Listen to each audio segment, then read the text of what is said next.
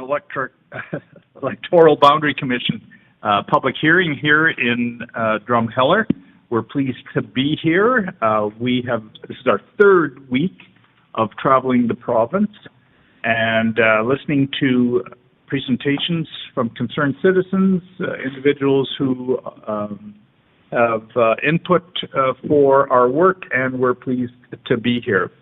We've got the whole afternoon blocked off, and normally we curtail presentations to 7 minutes, but I can tell you that I think we can go over 7 minutes this afternoon, so you've got some flexibility. First of all, my name is Justice Dallas Miller. I'm the chairman of the commission, and I also serve as a judge of the Court of King's Bench for Alberta. The other commissioners are at the table with me, and I'll start with, to my immediate left, Susan Sampson is a longtime resident of Sylvan Lake, an experienced municipal politician who served a 4-year term as mayor of Sylvan Lake. Susan's been honored for much of her volunteer work in the community by being named Citizen of the Year and receiving the Queen Elizabeth II Diamond Jubilee Medal in 2012. Dedicated volunteer in her community with a focus on public health care.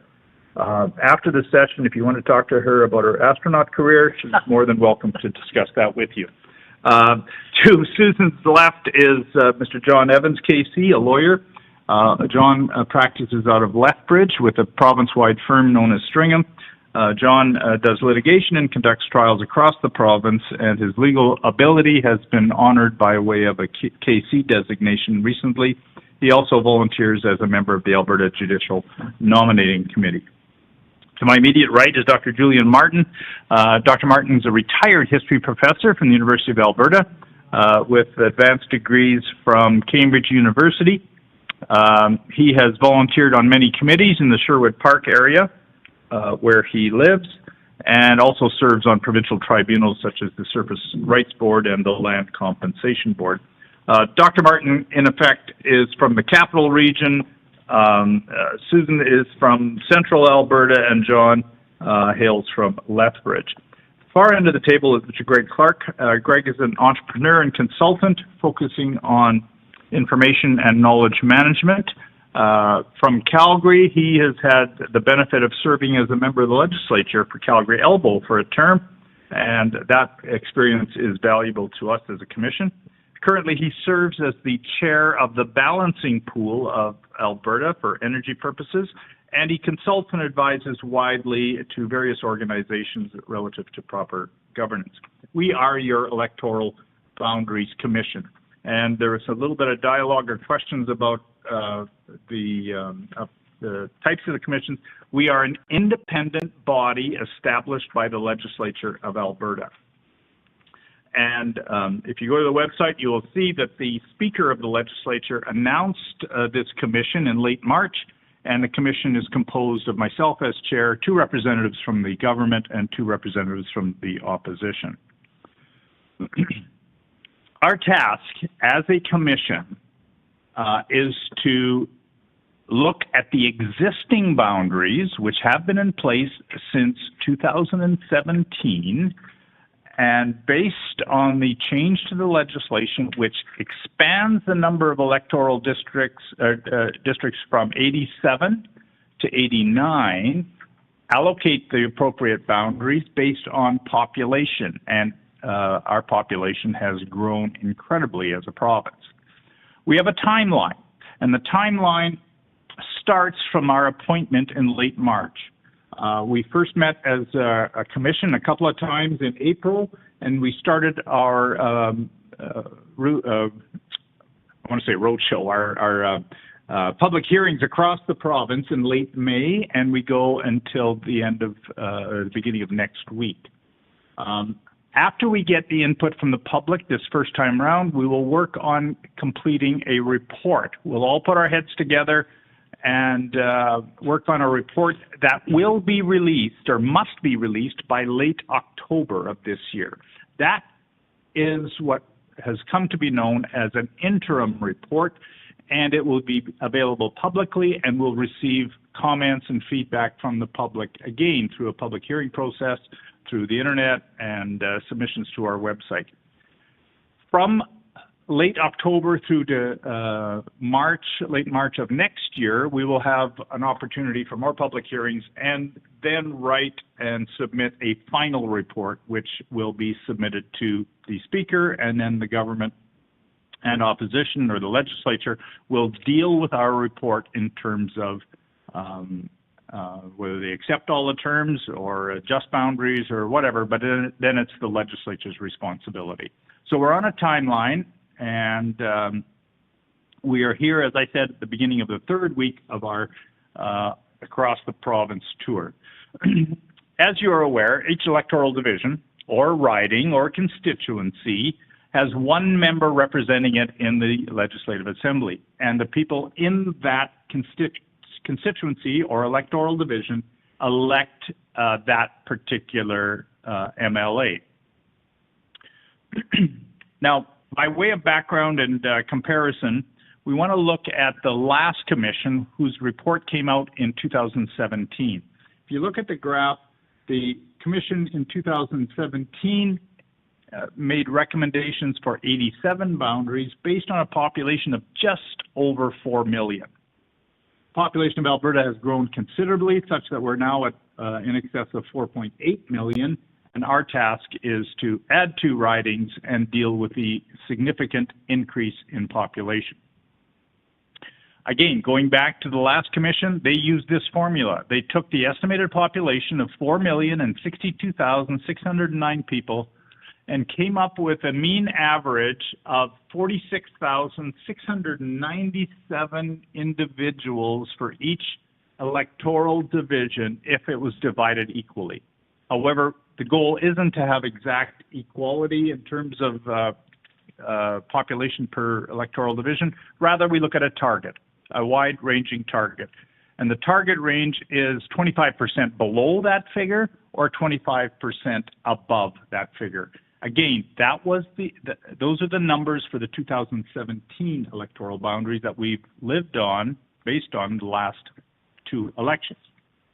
Now, fast forward to our time today. The population that we are relying on is 4,888,723. The mean average, when you take into consideration 89 electoral divisions, is 54,929, and the minus plus target range is 41,197 to 68,661. Population has increased dramatically, but it has not been evenly spread across the province.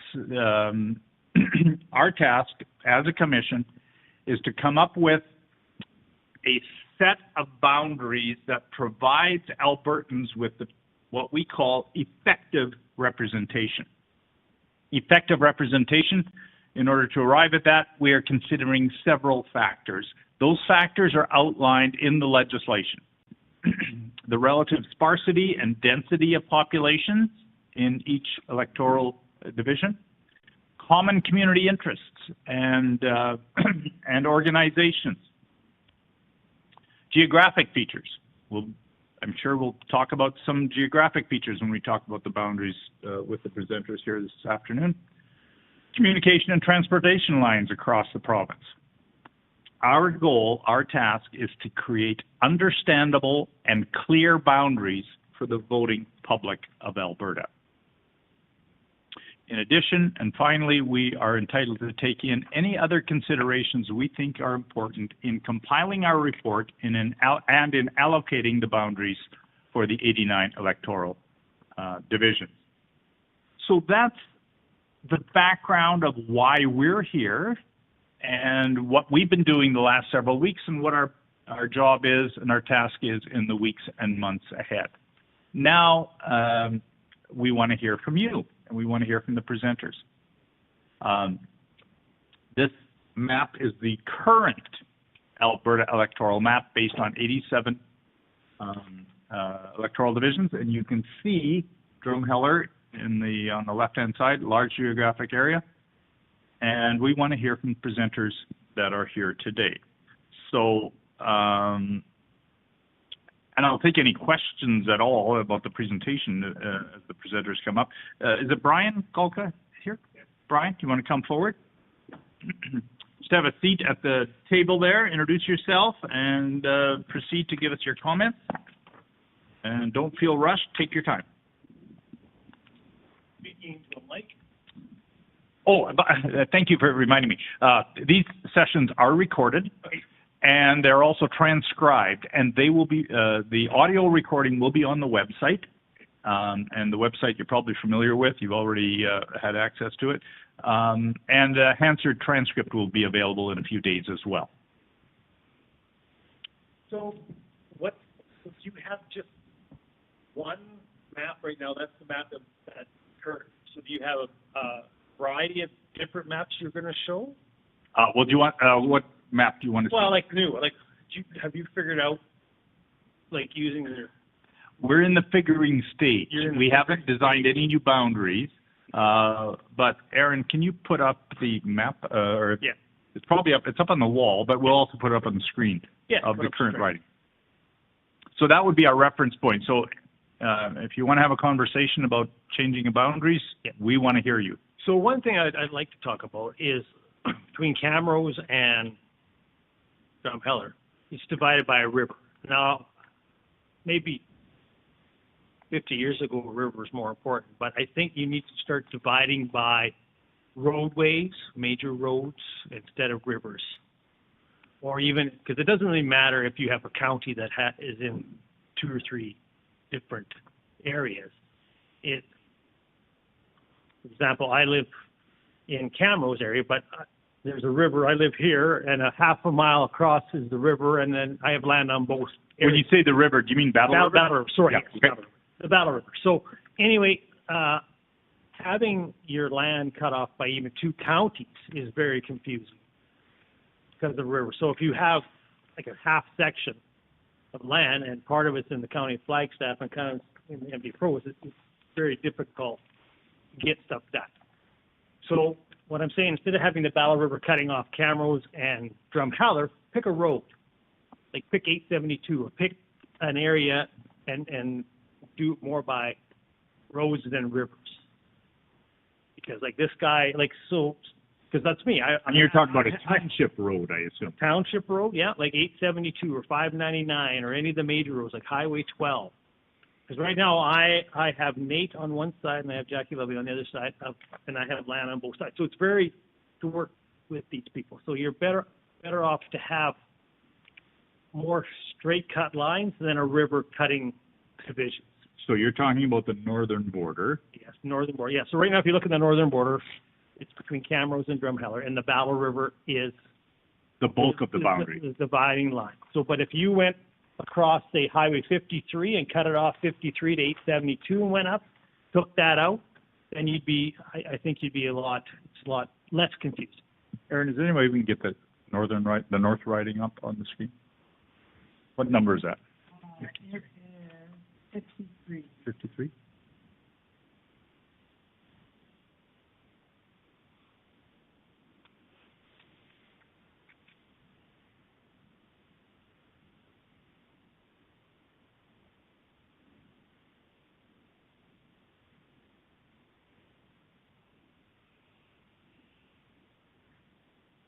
Okay. So, sir, if you want to go up to the screen and just show us, and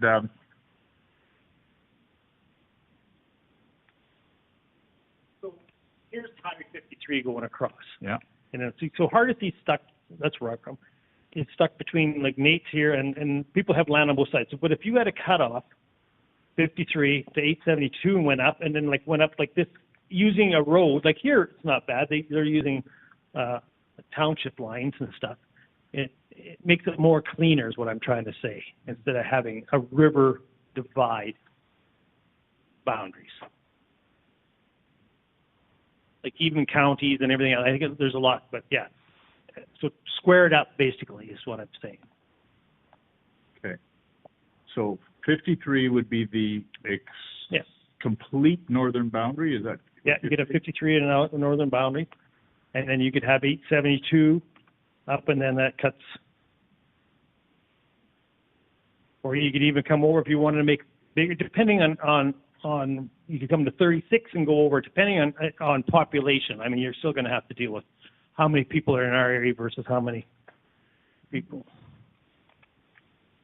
But what I would say 51 over, or 53, sorry, over, 872 up, and then you could go up 8, I guess it's 890, or 870, sorry.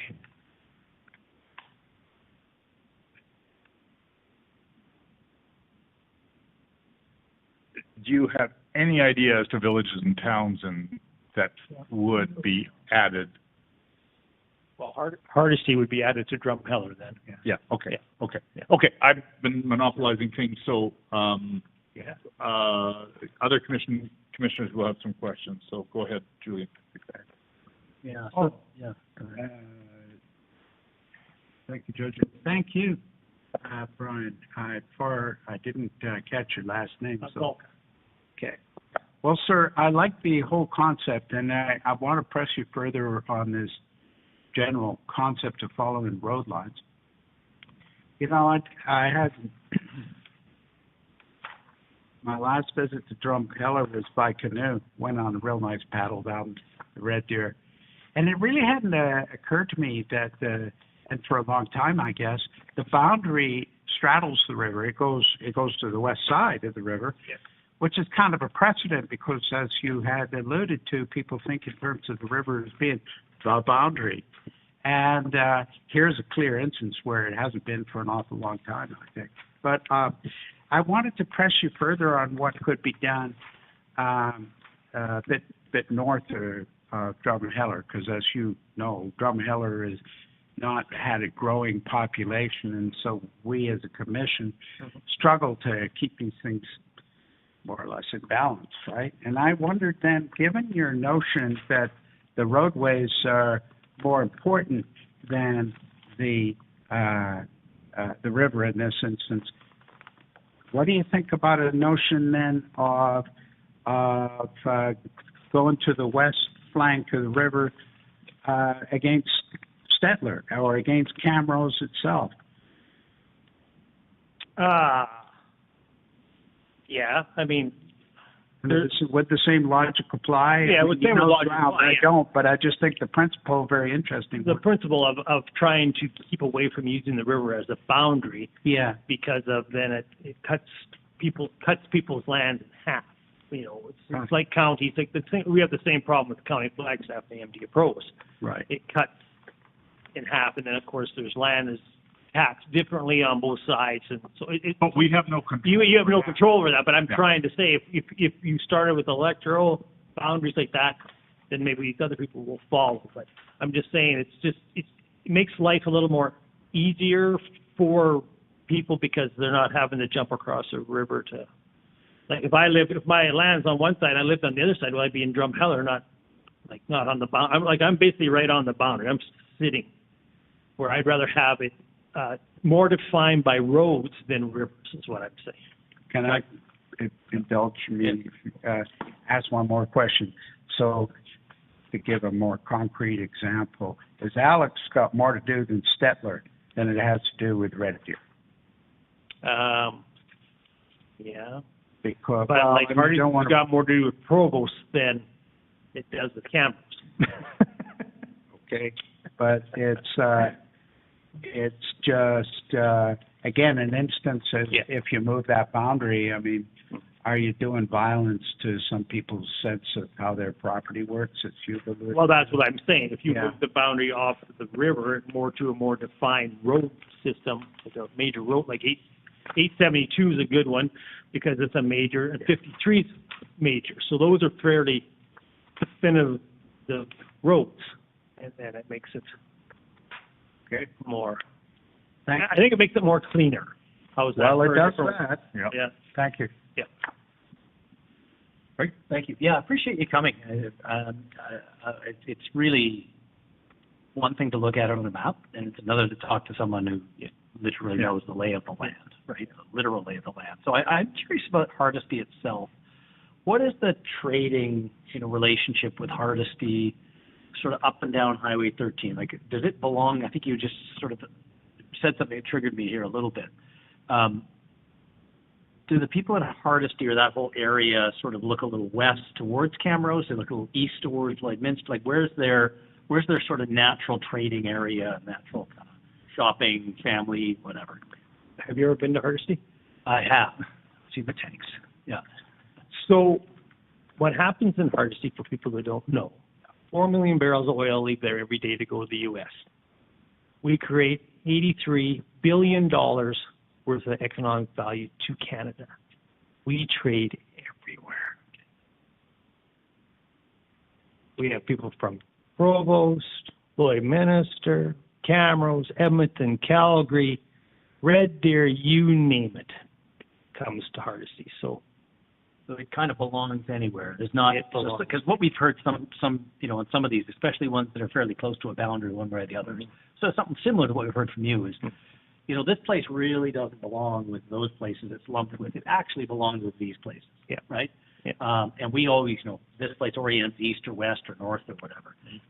But what you're saying is Hardisty is sort of the United Nations of this whole thing. It's sort of with everybody. Yeah. So if we were to move a boundary one way or the other in Hardisty, it's not going to cause, in your opinion anyway, don't let me put words in your mouth, but it's not going to cause a lot of upset. Okay, that's really, really helpful. What's roughly, do you know the population there? in Hardisty, Yeah. there's 550 people live in town. There's another 250 that live in acreages and stuff around. So it's about 70. And what about those are permanent people? Yeah. Okay.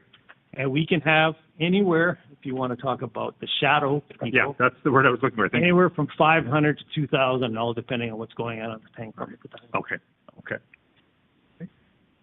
Any questions? Thank you. Yeah, I just have, and I don't know if you can shed a lot of light on this, but one of the issues that we're tasked with, as the chair alluded to, is we need the population. The mean number is 55,000, and we can go plus or minus 25% either way on that.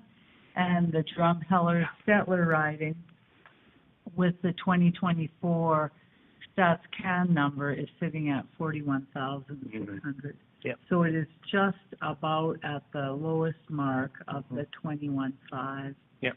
Or of the 55,000, sorry. Yep. And so I think one of the things we were hoping to hear today would be the riding is quite large, but we need more population in it because we're looking for that fair representation for the voters. So we're looking at, and so I like the idea of Hardisty, but quite frankly, 500 people isn't going to solve the problem. And I agree 100% with that.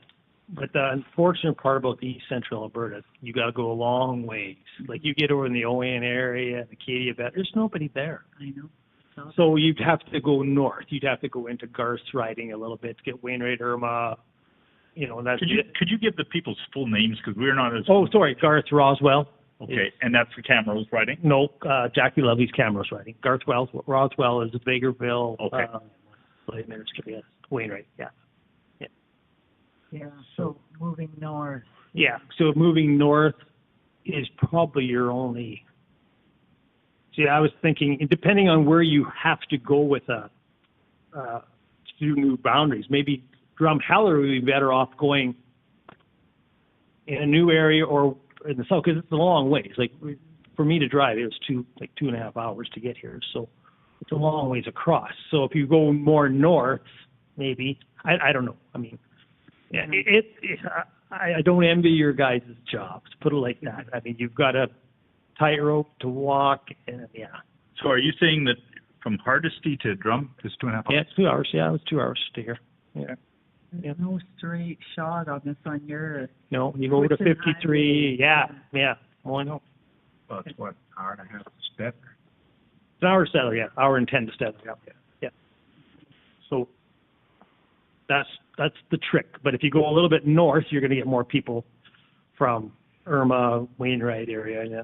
But then you got to do something for that riding too. So the ripple effect. Yeah.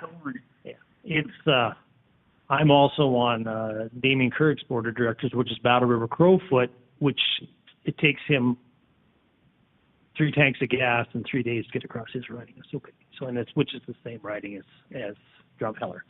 So it is a problem, but, you know, maybe going north on our end and trying to take Drumheller, go, so they get closer to people that, I don't know, maybe Drumheller's more, every time I talk about Drumheller, people say, well, we more associate with Calgary, but where we associate with Wainwright, Irma, like our, you know, Provost, we do, you know, a lot of stuff comes from Provost to our area.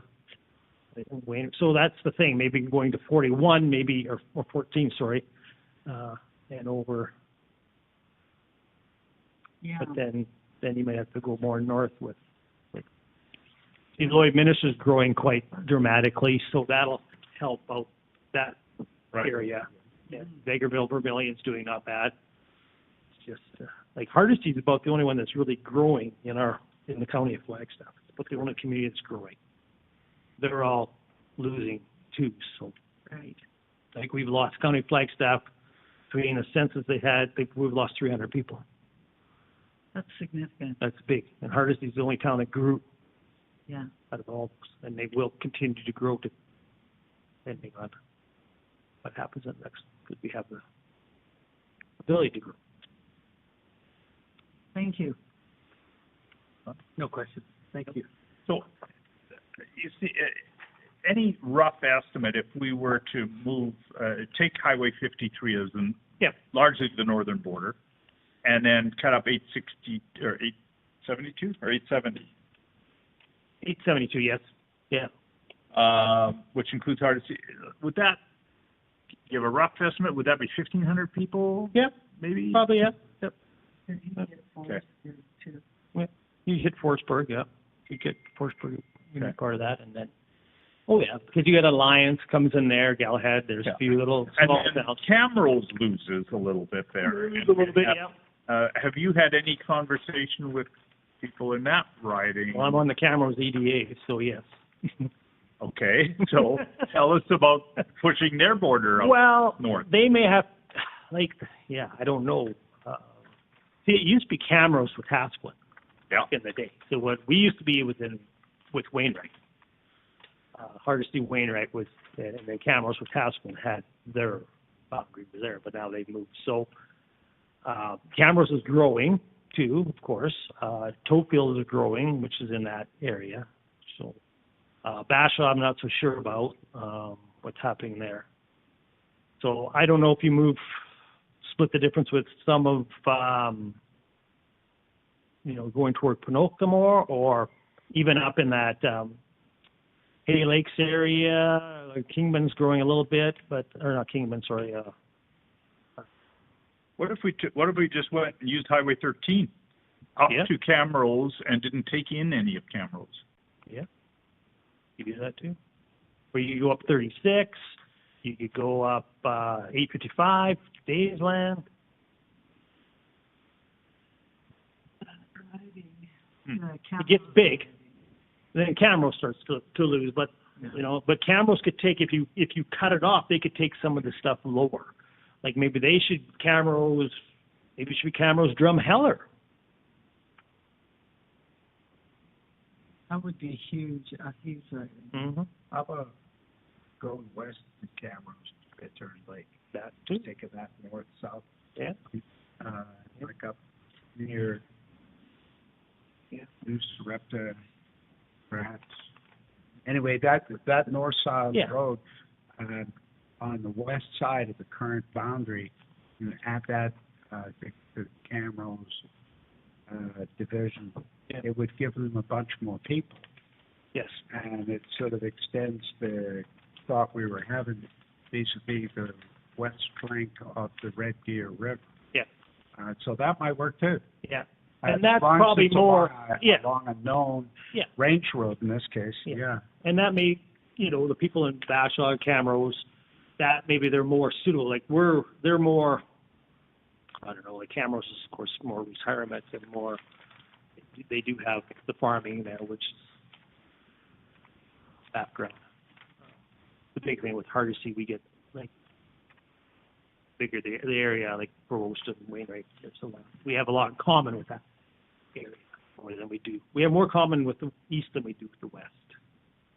Like a lot of kids play hockey, they go to the east, instead of the west, or the north to Irma.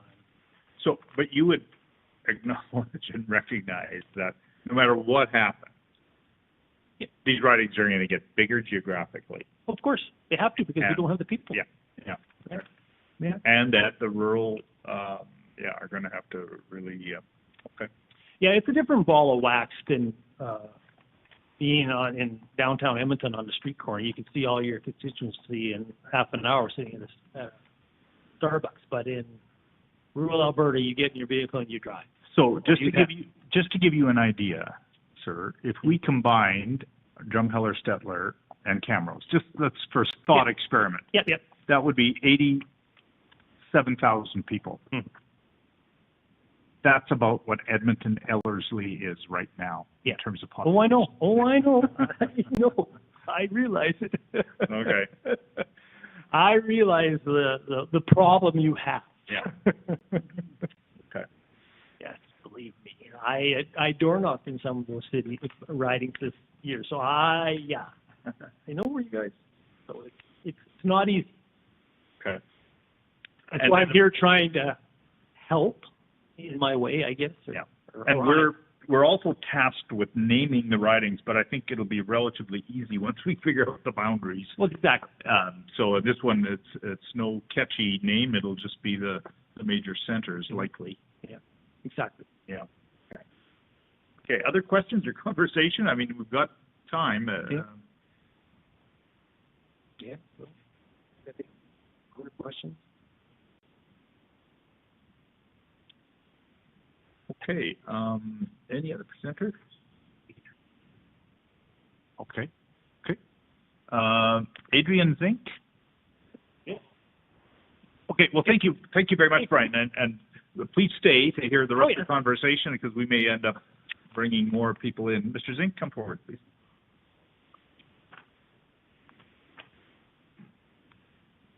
Yeah, my name is Adrian Zink. I'm just going to follow up with what Brian said. I wanted to kind of second his comments, and then when you made reference. So I'm in the Camrose constituency As well? as well, and have an acreage in Hardisty. But like, if you were going to move Hardisty into Drumheller per se, and if Camrose was going to make a gain to pick up any slack, I want to make a follow-up point to Dr. Martin here. So if you wanted to tailor Camrose off of the Battle River Crowfoot federal riding polling or for boundaries, you could move Camrose west to Bittern Lake, to the village of Bittern Lake, which would then, you could still keep it coming down Highway 21 to Bashaw like it is, but you could move it over, I guess.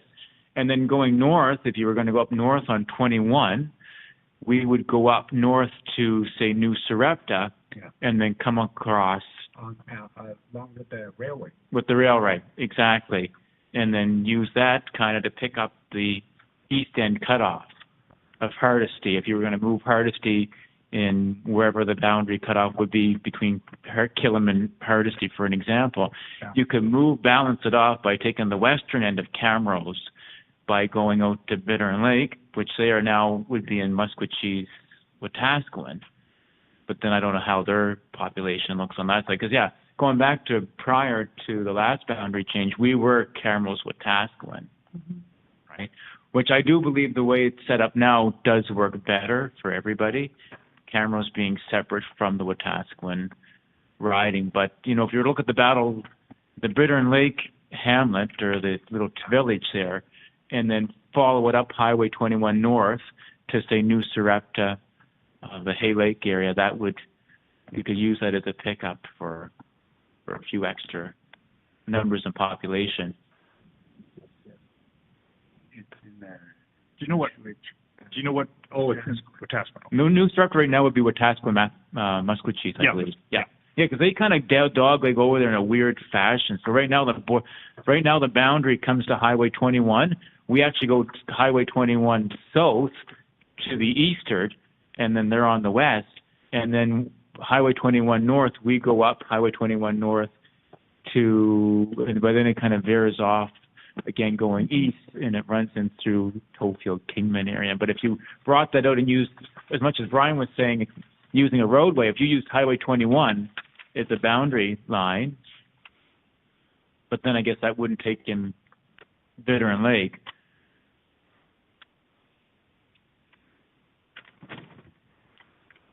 But it would kind of alleviate a few pieces without making a huge ripple effect off of everybody else.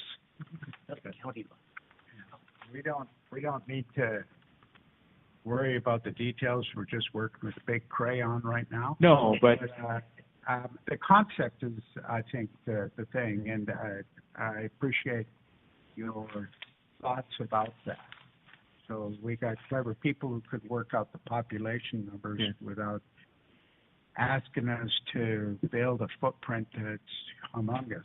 right, because then the Camrose County borderline again is just west of Veteran Lake, so that would be another. Okay. Right. It sounds more and more plausible. I never even thought of this side of it until you guys brought up the map. Well, like I was saying before, I mean, you see, Drumheller is both sides of the river. I mean, that precedent was set a very long time ago. Right. So now we're in a circumstance where population figures become significant issues. So we got to revisit that precedent, see if we can work with it in a way that isn't too stupid. Because I don't know what our exact population is in the CA of Camrose, but if you were to cut it off on the eastern end, like you were talking with Brian, we could easily make up those gains, or would probably balance it out on the western side of the riding boundary. Thank you. Yep. I have a question with regards, and this is a question that we're faced with in other ridings. What's your opinion when you get cities, but not, they're not even the mid-sized cities. They're cities, but they're the smaller size, so they're somewhere between 10 and 20. And you combine, for example, Camrose and Wetaskiwin together. How do you feel about the MLA representing not only a large rural area, but to what I would consider to be small urban areas? Well, speaking from past experience when we hit it in the last go-around prior to where it is now, I think this system works much better, having an MLA focusing on a main, if you want to call Camrose more urban than what it would be rural. They would have Camrose as the main urban center point, and then branching off to the smaller communities. I think that is it's much more of an advantage over having Camrose than, say, Wetaskiwin. Right. Right. Even though they're about 40 kilometers apart, they both have very different needs, and I just think it works. I think the way we have it set up now, being separate from Wetaskiwin or being separate from another major city, I think that it works. I think we have fair representation that way. Thank you. That's what I was looking for, because I was guessing, because my own riding, the town of Sylvan Lake at 17,000 is the largest center. And when there's distances between two large centers, but only one MLA, that's a difference. Right. And I think that if you take Camrose, you can still have Camrose and be have proper representation going to Tofield, because Tofield is, again, much smaller than what Camrose would be if you're using it as an example. But whereas going prior, when we were Camrose Wetaskiwin, it always seemed like we were competing with each other. Yes, I get what you're saying, and that's that what makes I wanted sense. to know. I was speculating on that. I didn't know for sure. So thank you. Right. And again, if we're all Camrose City and Camrose County, it seems to flow better as opposed to being separate to Wetaskiwin Camrose. And I'm not using that as being critical to Wetaskiwin, but just basing it off of facts from the way it was to what we have now. I think it's a much better split. Right. Thank you. Okay. And you were, was you or the Brian that mentioned the federal electoral district? They were both involved with the federal. Yeah. Okay. electoral district. So you know the geography of Correct. that riding. Massive. Yeah. Okay. So would a realignment of this be about 50 to 55% of massive? It might be getting up there, right? We're getting up there. It just depends, I guess, on where on what you're looking at. Rural folks, I guess, are used to driving. It's nothing for us to jump in our vehicle and drive 2 hours. Like it was 2 hours to get here from Camrose. Same as driving for 2 hours. We're going to Treehouse when we leave here for another. Like, I guess we're used to driving because we're being in the rural setting. That's what we've done. If we wanted to go anything, we jumped in our vehicles and we drove. Right. But again, with these smaller towns getting smaller, the population is not here, so we have to be confident that we're going to have to drive. Yeah. Right. Okay. Unlike in Edmonton, that's where just walk to where we need to go. Okay, well, this has been most helpful, and if you, any other questions or conversations? This is, I appreciate you guys see that this is a challenging endeavor, but it makes it so much better for us to have people who are actually from the communities offering like really thoughtful input. I think in the public conversation, certainly online, but even in person, it often isn't like this. No. And so it's just really, I just really appreciate you coming out and making the trip and sharing your knowledge about your community. It makes a huge difference. It really helps. No, and it's a tough task for you guys. And I mean, as much as I'd hate to see Hardisty go from Camrose, for an example, we have to be realistic and look at the big picture. We can't be focused on one certain subject in front of us. So. Well, thank you for your realism. And one other thing I can point out, right, as I said at the beginning, we're going to do an interim report, which we'll have filed by late October. Then you will see what we've come up with across the province. Mm-hmm. And you mentioned driving. We'd be interested in your feedback on that first report, that interim report. But you're probably going to have to come to Calgary to give us feedback because we can't go to all these smaller centers for the next stage. Or we'll do it online because it's going to be in the middle of, smack dab in the middle of winter. So watch for that and take a look at what we've done. And before you yell and scream at us, book a meeting for the second public hearing and we'll be interested in carrying on this conversation. But just we appreciate that. And just for closing, like if you were going to get away from the river as the boundary line out on the east, I think I would strongly encourage looking at the Camrose County line is the pickup for if we were to change, right? Because it seems like it works really well on the federal side. We just came through a federal election. We were on the road lots, and it worked really well with that concept. Okay. Brian, anything you want to add as a result of this? You guys want to know anything else? Feel free to call us or get a hold of us. Yeah. The video with our involvement. No one said anything about municipal or county politicians and contact. Any concerns that, in terms of the challenge of the MLA? I don't think so because Split County were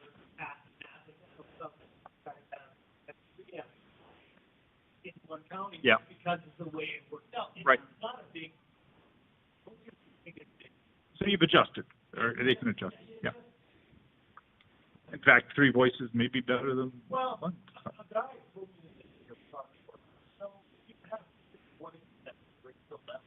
That's 3 voices versus. Yeah. Okay. Like these cities that are point, they've got that one MLA. But why not one MLA there? You got 2 there, and you have 2 voices at the table. Not very interesting. Yeah, and we'll hear from them on Friday. So, some of these bigger cities, like Calgary, they're all a bunch of them. Yeah. Split them up a little bit, then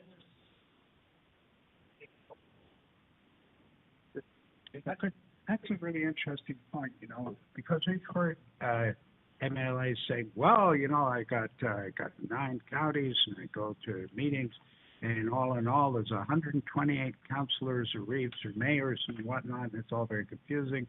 But then on the flip side, all those people have a voice that they could talk to. So it cuts both ways, I think. You have richer conversations about the fine granular business of the day.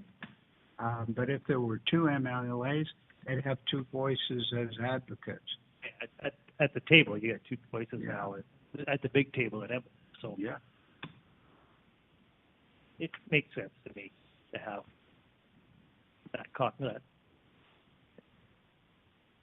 Good. Thank you. Okay, well, thank you very much. Thank you. You're welcome. Just one final comment going back to about the two cities. Like I do think that we should stay away from combining two larger urban centers in one riding, because I feel that we are in a much better place the way it is now, as opposed to having Camrose and Wetaskiwin merged together. Okay. And by example, you mean large urban centers being Camrose and Wetaskiwin together? Yeah. It just, I know from past history, we seem to both, knowing both ridings really well, they both seem to work separate apart than what they did is under one boundary. So, Okay. Thank you. thank you, guys. Yeah, because they both have different interests. That's the other thing too. Like they both have different agendas. Yeah. Thank you. Okay, thank you so much for coming and presenting, and safe travels. Having driven up here just this afternoon, I get a sense of the vastness of this place. Are you ready to BC tonight? You can do the whole country. You're in Nova Scotia? I flew out on Thursday, now I came back this morning. Wow, you're a masochist. Nasty. Unless you flew first class. No. Tough man.